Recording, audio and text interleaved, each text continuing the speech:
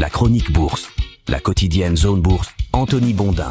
Salut tout le monde et bienvenue dans cette dernière chronique bourse de la semaine. Nous sommes le vendredi 22 mars 2024 et elle s'appelle ce matin Inarrêtable. Le monde boursier est resté drapé de vert hier grâce à un gros ouf de soulagement concernant l'arrière-pensée des banques centrales occidentales. Après la Fed mercredi, la Banque d'Angleterre et la Banque nationale suisse ont apporté leur pierre à l'édifice hier. Les indices américains, eux, ont signé de nouveaux records, comme nous allons le voir immédiatement avant de parler de la résurgence du marché des introductions en bourse. J'ai lu quelque part ce matin, mais je ne sais plus où, que le S&P 500 a signé hier son 20e plus haut de l'année 2024. Quant au Dow Jones, il ne lui manque que 0,6% pour atteindre la marque des 40 000 points pour la première fois de sa longue histoire. Alors évidemment, le Nasdaq 100 a lui aussi touché un sommet hier, et l'Europe n'est pas en reste, puisque tous les indices ont progressé. Je vais faire un petit focus sur le Bel 20 qui a flambé de 2,8% hier grâce à la hausse de 14% d'Argenix. La biotech star locale a parfaitement illustré l'adage selon lequel le malheur des uns fait le bonheur des autres, puisqu'elle a profité de l'annonce de l'échec d'un candidat médicament de Chugai, candidat médicament qui aurait pu devenir un concurrent du Vyvgart du Belge. Et grâce à cette hausse, Argenix est à nouveau la plus grosse pondération du Bel 20 avec près de 13% du poids total de l'indice, c'est considérable. Ailleurs en Europe, le CAC 40 français s'est remis la tête à l'endroit après avoir été secoué par le plongeon de Kering mercredi, plongeon consécutif à un avertissement sur la performance de Gucci au premier trimestre. L'indice parisien n'a toutefois gagné que 0,2% hier, moins que la plupart du reste du vieux continent, à cause de la légère baisse de Total Energy qui est un poids lourd de l'indice et aussi du recul plus prononcé de Capgemini qui est un dommage collatéral des chiffres médiocres de son rival Accenture.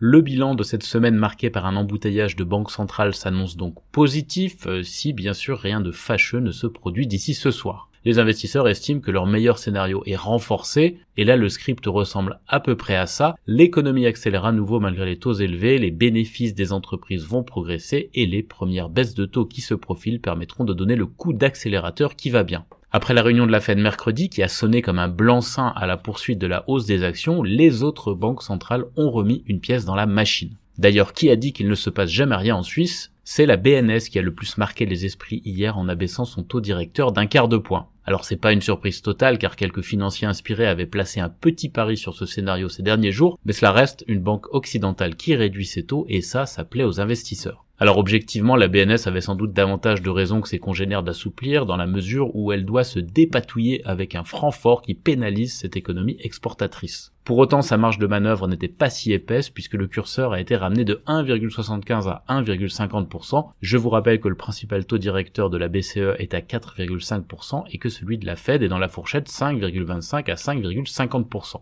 Du côté de la Banque d'Angleterre, le ton était plus colombe et moins faucon que prévu, ce qui a contribué là aussi à détendre l'atmosphère. Au final, les financiers ont pris ces éléments comme des signaux avant-coureurs de ce qui va se produire pour la BCE et la Fed dans un avenir proche. Par conséquent, la lecture est favorable pour les marchés actions.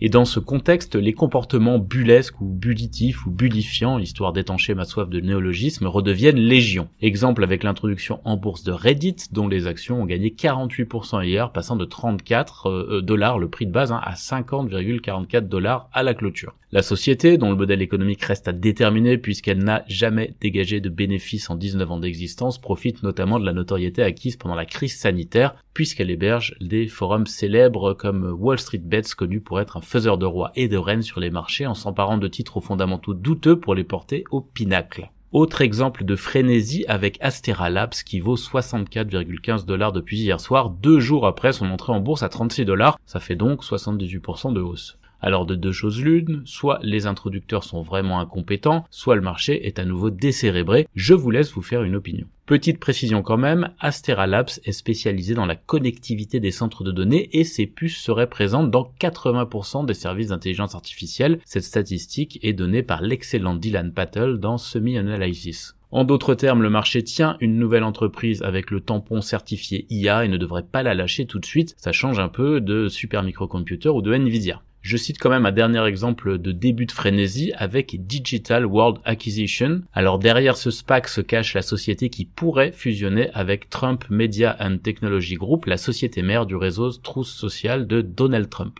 Un vote de fusion est même prévu aujourd'hui. Or, on connaît les soucis financiers de l'ancien président américain après le dernier redressement fiscal qu'il a subi. Ses partisans tentent donc de se fédérer pour faire monter la valorisation du SPAC et ainsi permettre à Donald Trump de récupérer de quoi honorer son passif. L'action a déjà progressé de 140% cette année, mais il en faudra plus pour remplir suffisamment les poches du candidat républicain. Si le vote de fusion était favorable aujourd'hui, la nouvelle entité devrait arborer le ticker DJT en hommage aux initiales de Donald John Trump. Là aussi, je vous laisse apprécier ce que pourrait donner le mélange des genres entre politique, finance, SPAC et introduction en bourse. Pour terminer sur ce chapitre IPO, je dégaine l'exception qui confirme la règle. La chaîne de parfumerie allemande Douglas, qui est la maison mère de Nocibé, a réussi à perdre 12% hier. C'était sa première journée de bourse à Francfort. Pas assez d'IA, pas assez d'actions même, et pas assez de Trumpitude apparemment. Dans le reste de l'actualité, la tension monte entre les États-Unis et Israël alors que Washington se prépare à déposer une résolution à l'ONU, résolution demandant un cessez-le-feu immédiat à Gaza. Côté société, en Allemagne, on a eu un mini-séisme sportif avec le remplacement à partir de 2027 du champion local Adidas par l'américain Nike pour équiper l'équipe nationale de football. Nike, dont les perspectives ont déçu hier soir en marge de la publication de ses résultats trimestriels, mais pas autant que ceux de Lululemon.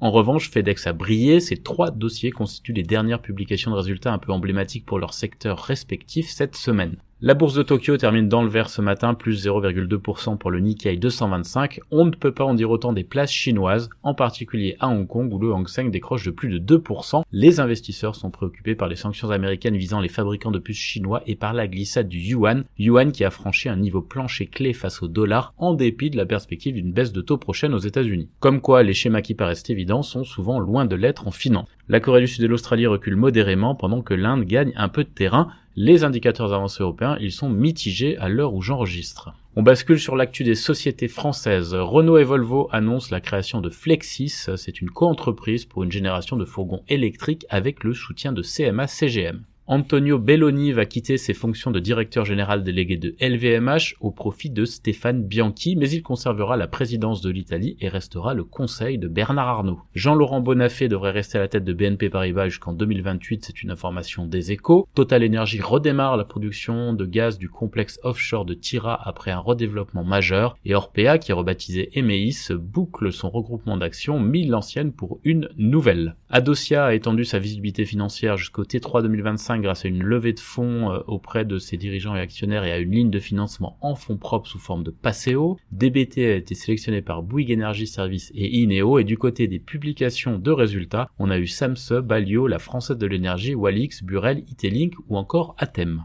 À l'international, 3 publications emblématiques au niveau des résultats, donc FedEx qui flambait de 13% hors séance après ses trimestriels, à l'inverse de Lululemon qui coulait de 11% et de Nike qui perdait 6% pour cause de perspectives décevantes. J'ai déjà parlé de l'équipe d'Allemagne avec Adidas et Nike. Unilever recherche l'intérêt de fonds d'investissement privés pour son activité de crème glacée. Iberdrola investira 41 milliards d'euros au total pour accélérer l'électrification d'ici 2026. L'autorité espagnole de régulation des marchés financiers ne trouve pas d'erreur significative dans les rapports financiers de Grifols.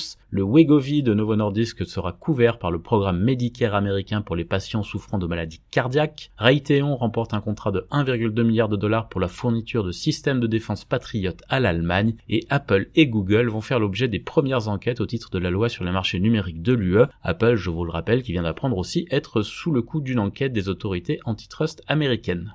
Volkswagen a prévu de lancer sa marque Cupra aux États-Unis d'ici la fin de la décennie. Microsoft étend son emprise sur l'IA et va payer 650 millions de dollars à Inflection AI pour financer sa technologie. Enel est confiant dans sa capacité à réduire sa dette conformément à ses prévisions pour 2024. Eni reçoit l'approbation du Royaume-Uni pour la construction d'un pipeline de transport de CO2. Sans surprise, Walt Disney n'est pas d'accord avec la recommandation d'ISS à ses actionnaires d'élire Nelson Peltz à son conseil. La sénatrice américaine Elizabeth Warren demande à la SEC d'examiner l'indépendance du conseil d'administration de Tesla. Antofagasta a inauguré une usine de dessalement de 2 milliards de dollars pour sa mine de cuivre au Chili qui est touchée par la sécheresse. Samsonite, coté à Hong Kong, envisage de procéder à une double cotation mais sans dire où pour le moment. IAG a révélé que des données personnelles de clients d'Air Europa avaient été compromises à la suite d'un incident de sécurité découvert en octobre. Et Legal & General renonce à son projet de licence d'exploitation en Chine et réduit ses effectifs selon plusieurs sources. C'est terminé pour ce dernier point de marché de la semaine. Je vous souhaite à toutes et à tous une excellente journée et un très bon week-end.